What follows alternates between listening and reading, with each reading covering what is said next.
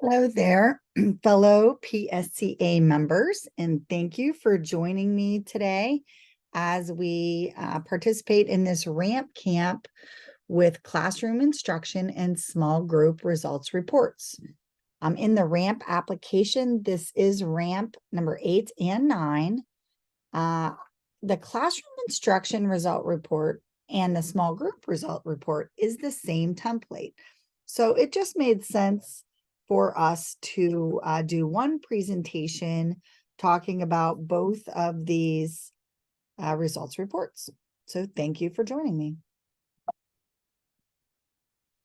So a little bit about myself. My name's Colleen Tortorella. I am a school counselor. I just finished my 29th year at Gateway School District. I am an NCC, I'm National Certified Counselor.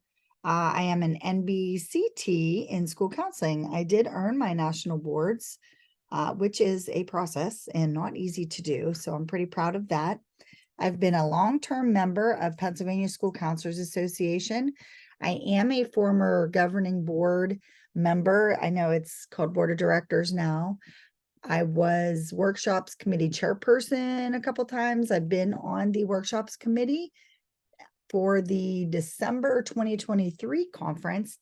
For the first time, I'll be on the exhibitors and sponsorships committee. So I'm excited about that. Currently, I am going to be the president of Allegheny County School Counselors Association in the 23-24 school year. ACSCA is a unit of PSCA. We represent the AIU units number 1 and number 3.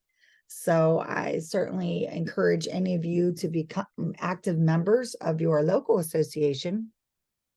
Just finished a year of being vice president.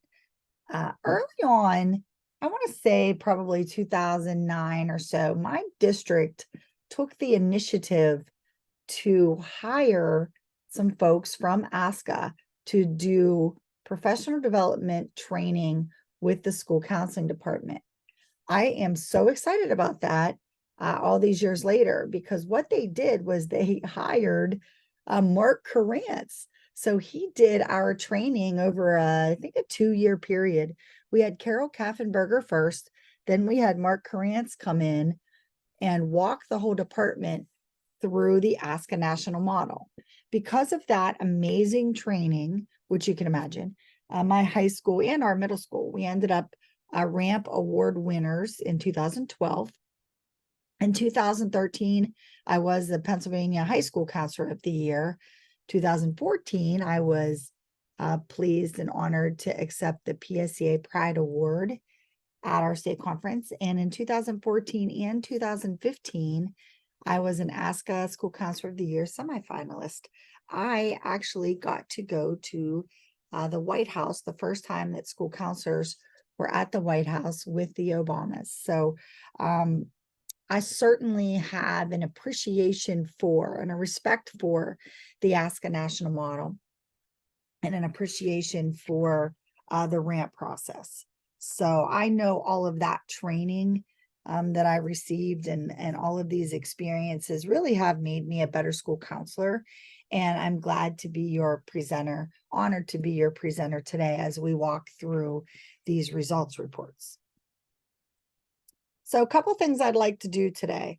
ASCA will tell you to, in your lesson plans and in your results reports, to do 2 learning objectives. So one of our learning objectives is I want you to understand the hows and whys. Like, why are we assessing data and how do we do it? And how does this data show student impact? Additionally, I want you to see how the results report aligns with the RAMP scoring rubric.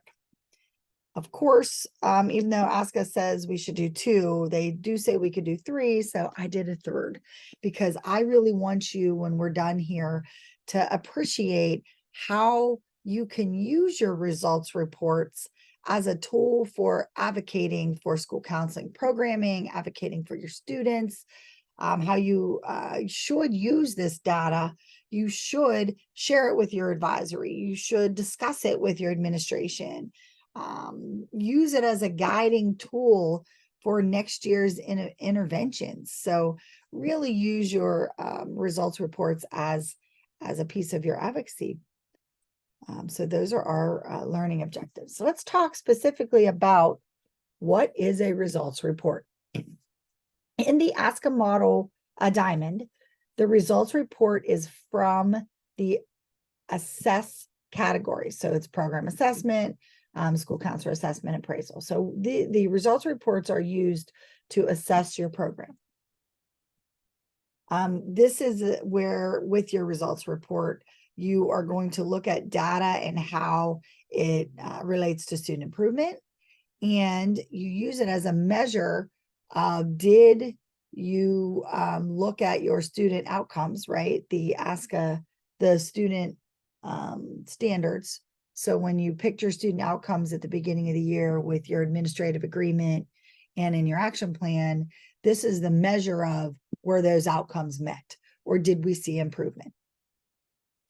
Certainly results reports are essential components of a school counseling program that uses informed data. You use your data to guide and lead your planning and your action plans and your goals and all of that. So I want to read this specifically to you. This is from the ASCA National Model directly, the 4th edition. Annual results reports are designed to ensure school counseling programs are assessed for effectiveness and to inform decisions related to program improvement. So certainly the results reports have an impact. They are very meaningful, and I know that they're time consuming, but they're also what sells you, what advocates for you, and what shows growth in your students. And that's ultimately what we want, is to show growth and to show improvement for our students. All right, so let's talk a little bit about the results report and what it looks like. So a results report basically should say, what does the data say, right? So what was impactful? What ensures equitable practices? How can we remove barriers? So your results in your results report are going to show those things. It certainly promotes student equity, and it will show growth and improvement because of your engagement with the student outcomes. So ASCA recently changed in the 4th edition to simplify the process for us as school counselors. They use the same template. That's why it's called the Classroom and Group Mindsets and Behavior Results Report. Okay, so it's streamlined. It's the same report. And again, the results are meant to show the impact on student growth. Again, this is the data that you're going to use to share with administration, with your advisory, with parents, with your staff. I don't want you to take your data and just file it away. Use it and show all the great work you're doing. Okay, so this is what it looks like. Now I'm going to walk you through pieces of it. So let's talk about this, the top half. So again, I'll remind you that results reports are your proof. They share the impact that you had based in your delivery. They show that, right? So it's the proof that you're doing activities that support student growth. So the results are meant to show measurable data, measurable results. Obviously, let's get through some of the, I always say just the facts, right? School name, results report. Now you'll notice here it says unit, lesson, or small group. This is specific and you'll have to check this off, okay? So a unit is 3 classroom lessons, 3 or more, but it's 3 lessons that you've pre and post tested. Don't remember, we always have to pre and post for our results. So a unit is 3 classroom lessons. A lesson is just 1 lesson, right? So maybe you pre and post in 1 lesson. Or a small group will be a minimum of 4 sessions, typically 4, maybe 6 or 8 sessions for a small group. So a results report, you will need 1 result report for a unit. You need 1 result report per lesson if you're doing individual lessons. And you need 1 result report for a small group. So for RAMP, specifically in the classroom section, which was section 8, if you do a unit, you're going to show 3 classroom lessons, but your pre and post data will all be on 1 results report. In RAMP, if you do 3 individual lessons, you will need 3 results reports. And then a small group, you're going to need one result report. So to break that down a little bit, you might do a unit on, say, life after high school, post-secondary planning, or you might have a friendship getting along unit. Pre and post test those. You have individual lessons for all of those, and then you only need 1 results report. So I encourage you to really plan ahead, at the beginning of the year. Think about which lessons you're going to pre and post, and is it going to be a unit, individual lessons. And then you'll also need, small group is section 9, right? So classrooms are 8, small group is 9. Now your grade level is whatever grade level that you did. Your topic will be the same topic that you used on the lesson plan, okay? So again, you have to kind of think about that in advance. Are you going to pre-post a unit? Are you going to pre-post 3 individual classroom lessons? And then make sure of all of your groups, you pre-post at least 1 small group to do the results report. Listen, these results reports are time consuming. So you don't need to do results reports for every single thing that you do, right? But you do need to do them for something. So at the beginning of the year, when you're choosing your outcomes, you're setting goals, you're doing your administrative agreement, and you're writing your action plans, plan to do classroom and group pre-posts and results reports. Okay, so the next section of the results reports is the mindset and behaviors, which is what you're hoping to address, your participation data, and then your mindset behavior data. Okay, so mindsets and behaviors, you will only be doing 2. Now, the recommendation from ASCA is no more than 3. You certainly can do as many as you want, but that's a lot. You really will have to kind of tie in your implications section of the results report, how all of those mindsets and behaviors are met.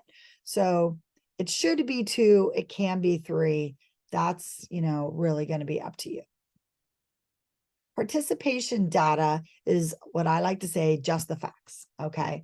So on your lesson plan, you might say that in a unit, you are going to address 272 grade 10 students. And then your participation data might say that you delivered the service to 246 of the 272. Okay.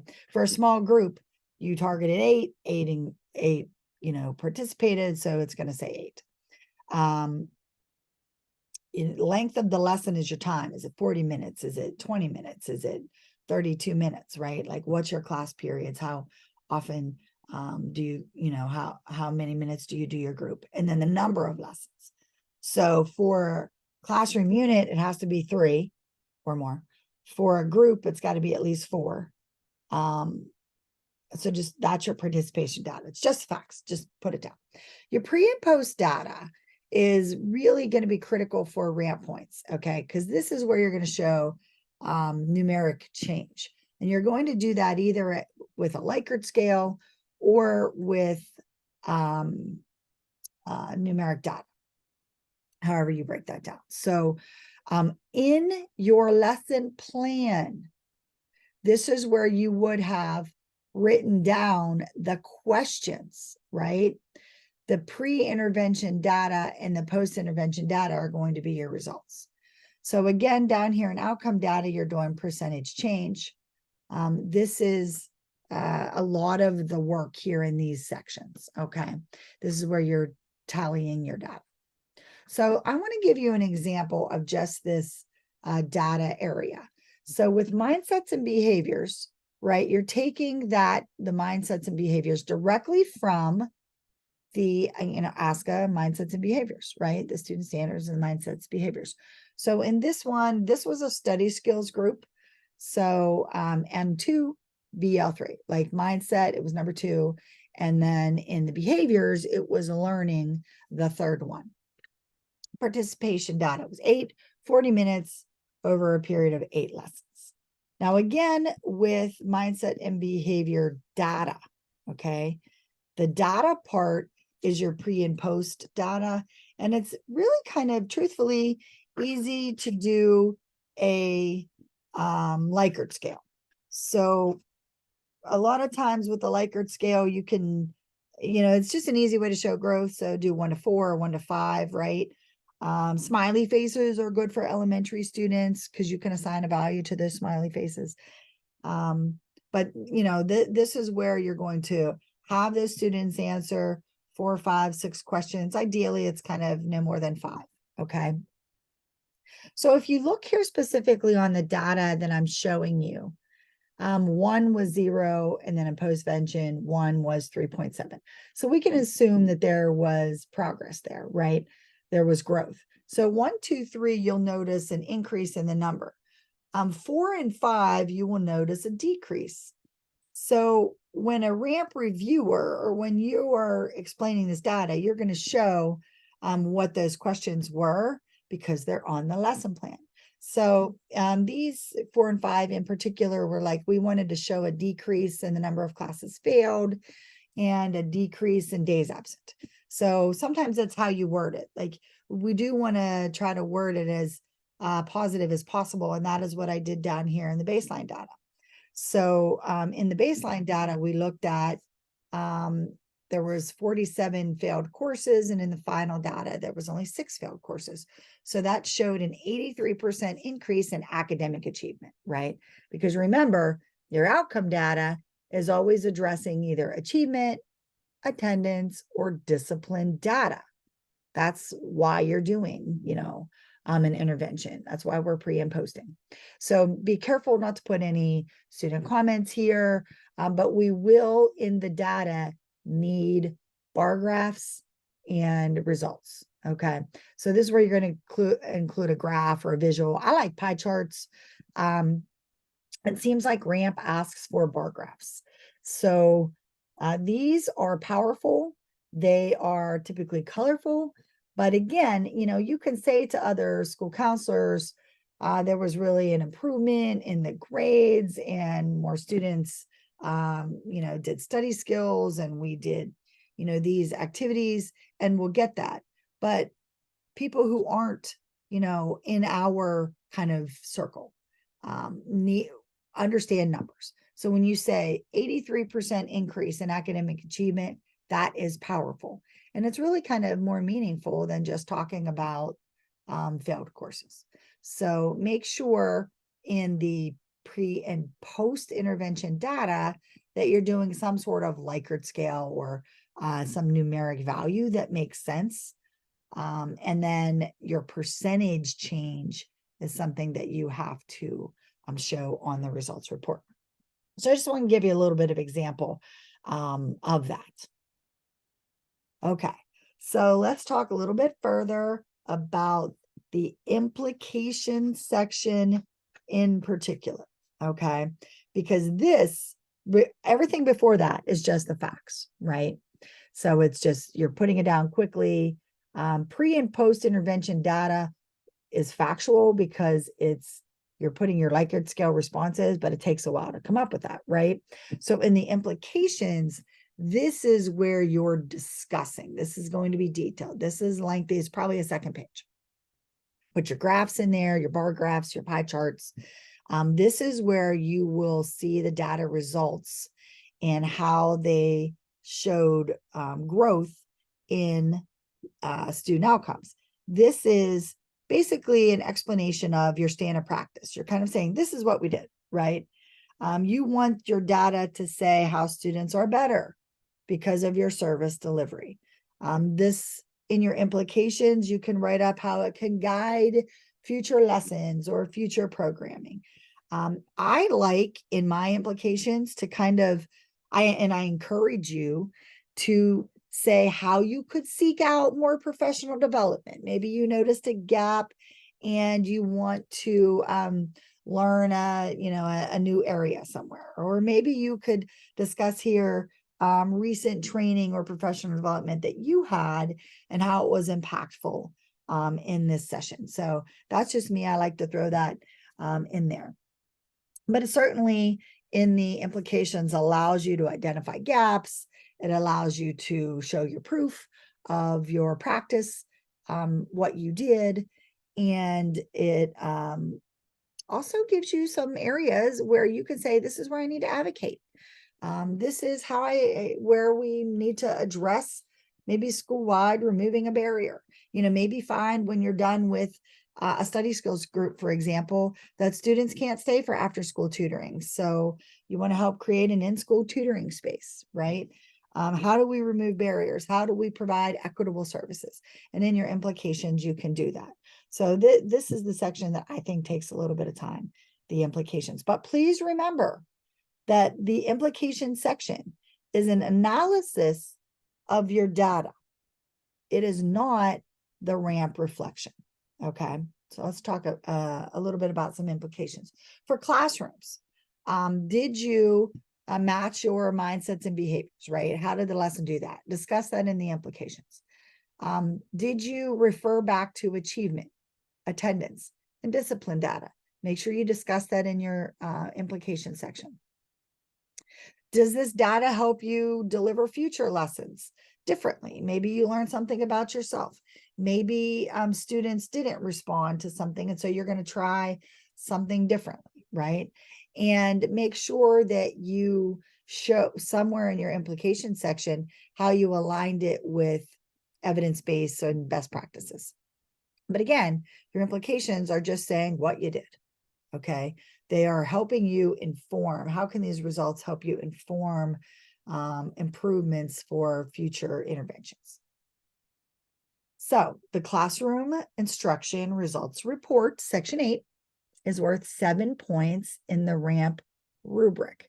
Now, this is important here because this is where you're going to upload a bar graph for either your unit or a bar graph for your 3 standalone lessons, okay? For in the classroom results reports, there has to be 3 lessons. So you're either doing 3 individual lessons with 3 individual results reports, or 1 unit with 1 individual results report. So just kind of know that in the RAMP application that you need those and you will upload those. I do want to remind you, and I'm sure you've heard this in other sessions that you listen to, but even though this is worth 7 points, all of the descriptors have to be met to earn a point. So you either get all or none. So for example, in 8A, you have to have 8A1, 8A2, and 8A3 correctly in order to earn 1 point, okay? So each one of these descriptors is directly taken from the results report. Now, in that outcome data, that's where the bar graphs will be. Your reflection, you will need in 8F 2 examples of how did the classroom instruction facilitate attainment of the identified Ask a Student standards. Okay, so 2 examples of that. And you only have 250 words to do that in. Now, your implication is probably a lot longer than 250 words. Your reflection has to be clear, concise, direct, and answer 2 examples of how your instruction facilitated the attainment of these student standards. 8G is how did the lessons, how could they be improved? Again, you probably put some things in there in your implications. So you could use some things from implication. Just remember that this is only 250 words. Okay. So there's some similarities there, but they are different. So implications are not a RAMP reflection. Okay. Now let's talk a little bit about small group. So small group implications will be certainly similar to the classroom. However, you want to look at how the data was used to identify these small group topics, right? Because classrooms are tier 1, so classrooms are for everybody. But to do a small group, what data did you use? How did you identify the topics and the participations? Was it equitable? How did you select participants for inclusion in these groups, right? So we are again remembering to go back to achievement, attendance, and data in your implications in that write-up section for a small group. Again, what does the data say? What did the data say, and what data did you use to create the group? Was it SAP data, MTSS data, previous failure data for study skills? Was it new student data? Like, what was the data that you used? Just make sure you tie it back to those things. And I like to do this in my small group implication section, but think about, and again, this is the advocacy piece, how do your results support advocacy for systemic change? So I gave you that example of all the students in the study skills group couldn't stay for after school tutoring. So that's a barrier for them. Maybe they had to go to work. Maybe they didn't have rides. So how can we advocate for a change to support all, our identified students? So I like to put that in those implications for small group. So I just wanted to remind you of that. And again, your results reports are an advocacy tool. So let's look at the small group results report rubric. Okay. You will have to again upload the mindsets and behaviors data results bar graph and the outcome data bar graph. So make sure you have those. Those were pre-planned. Those were, the mindsets and behaviors data. Those were done earlier. So make sure you remember to have your graphs, your bar graph. And again, it's 7 points, right? All descriptors have to be met. It's all or nothing. I'm reminding you here that you need 2 examples directly related to how the small group helped students attain those Ask Us student standards that were identified in your small group lesson plan and in your results. So 250 words, 2 examples, and in the reflection, how could the group be improved? So you could probably get some of that 9G from your implications on your results report. Okay. Few RAMP reminders for those of you who are going to go for RAMP. And if you're reading this or are participating in this webinar, I'm hoping that that is your goal. Keep it short, keep it concise, right? Plan a small group based on evidence using your data, but you're also looking at school-wide evidence. You're always referring back to mindsets and standards, and you're looking at attendance, achievement, and discipline. I highlighted those because I think those are really important. You're examining, you're looking for the extent of change in our student outcomes, right? So for small groups, data is analyzed in the whole, after the whole group, after the 4, 6, or 8 group, not after each lesson. All right, so just kind of those are reminders for group results. Here we are describing in your results reports what worked and what you will do in the future. And some RAMP considerations, things to think about. Again, I did section 8 with classroom instruction and section 9 with small groups. Classroom instruction is a tier 1 strategy. It's for all students. We're delivering services to all students, either in your grade level or how you are assigned. Where small groups are a tier 2 strategy. So the data that you're using for classroom instruction is often prior year data, right? Or data that, students that support what students need at that grade level, grade 8 or grade 10 or whatever.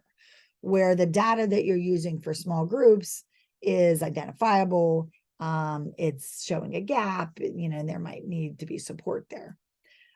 Your classroom instruction and your small groups need to be on your calendar, and they need to be part of your action plan. Classroom instruction is always linked to student outcome goals, as is small groups. Classroom instruction is measurable. We can do that. You're going to pre and post test a unit, or you're going to pre and post test 3 lessons. Now, I'm going to give you a piece of advice. Back when Mark Carance was doing our training, he said, folks, you don't have to pre and post everything you do. Now, remember, that was before a lot of technology, right? Even as early as 2010, we were still doing a lot of paper pencil things. And he said, a third is a sufficient sample size.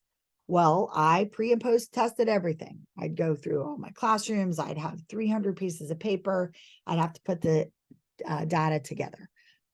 I can assure you that if you pre and post test about a third, the results are very significantly insignificant. You don't see much statistical difference whether you do pre and post an entire grade level or you pre and post a third of that. So if you have 9 classrooms, pre and post a third of them, right? 3 of them. Just a little piece of advice. If you want to pre and post test everything, you can, but I learned probably the hard way that there is measurable data that you can ask. You don't need to be incredibly detailed, just 5 quick questions on a Likert scale. So keep it simple and don't feel like you have to pre and post every single student. Now, in small groups, you're pretty much going to do that. So remember, small groups are 4 or more meets, where a classroom unit is going to be 3 meets. I do need to remind you also that small groups are, for the data purposes on the results report, are for 3 to 12 students. If it's 1 or 2, that's actually not a group. Okay, that's going to be considered individual counseling. So 3 or more up to 12. 13 or more students is considered a lesson. So that's classroom instruction. Okay, so make sure in your results data that you have that accurately and that it reflects what ASCA says. So classrooms, your lessons, your small groups are on your calendar. They are on your action plan. They are they all need lesson plans. So make sure you have all of those pieces and that they're linked to achievement, attendance, and discipline data. All right, I'm going to give you some small group ideas because for me personally, this is just how I manage my small groups. I kind of group them. I wasn't taught this. This just is what works for me. It may not work for you. But at the high school, I really do believe that high school counselors can and should be running small groups. So I categorize them in my permission forms as personal wellness groups. So personal wellness is a group that really anybody could participate in. You're just using your data to find a smaller sample size, right? So you might do study skills. You might be doing social skills like a girl power group, a boys to men, maybe a leadership group. You might be doing a small group over something like post-secondary applications, for a group that's having trouble doing that. Wellness is, mental wellness. You might want to target your student athletes, or maybe you're looking at an equitable group in terms of supporting a group of students to engage in AP and honors, whatever. But I put all of that under personal wellness. I think that every school should have a new student group. Now, I'd get way more than 1 or 2 students a year. I get 17 or whatever. So I break them down into small groups, new student groups. I think it's just really important. You can do new student groups in a quick series of 4. You can do them in the fall. You can do them in the winter. It's just nice, to kind of encourage those students to have a deeper understanding of the district that they're in. I take them on tours and parts of the buildings that they might not have seen otherwise. So, you teach them a little bit about your community, get them connected with resources. It's a perfect group to do. Everyone should be doing new students. And then you have your support groups, right? Again, a different group of data pulling these groups in. That could be grief and loss. Super siblings is, siblings that maybe have special needs or disabilities in their families. But all of these groups pull data. You have students participate in them for whatever reason, and they relate to achievement, attendance, and behavior, always driven by your mindsets and behaviors. Just some ideas that I wanted to share with you.